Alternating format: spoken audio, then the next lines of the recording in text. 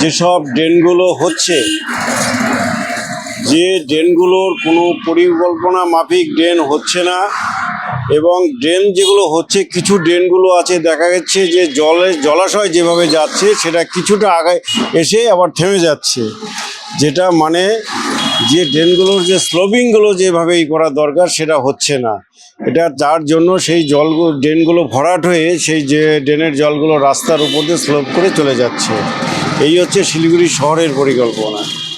তো আগামীতে যদি এইটাই যদি ঠিকমতো যদি না করা হয়, আমি বলবো যে যারাই যখনই যে কাজগুলো করুক, যে ডিপার্টমেন্টেই হোক, কর্পোরেশন থেকে হোক, পিডব্লিউডিতে হোক, যেখানে যেটা হোক, কিন্তু সেগুলো প্রত্যেকটা জায়গাতেই পরিকল্পনা মাফিক কাজগুলো করা উচিত, নাহলে আগামী ভবিষ্যতে শিলিগুড়ির অবস্থা খুব বাজে জায়গায় চলে যাবে।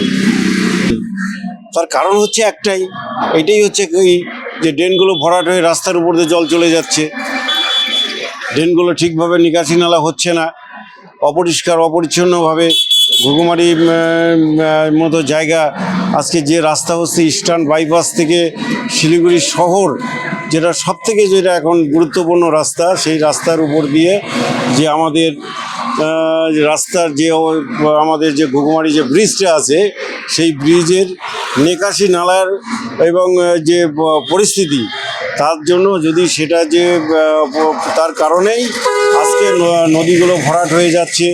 তারপরে নদীর চারিপাশে যেভাবে বিচ্ছিন্নভাবে যে বাড়িঘরগুলো হয়ে যাচ্ছে, নদীটা ভরাট হয়ে তার উপর দিয়ে সব জল চলে যাচ্ছে, মানুষের বাড়িগুলোতে চলে যাচ্ছে, এগুলো প্রশাসনকে দেখা দরকার। যেভাবে কোটি কোটি টাকা খরচা করছে সেটা ঠিকভাবে কাজ হচ্ছে না।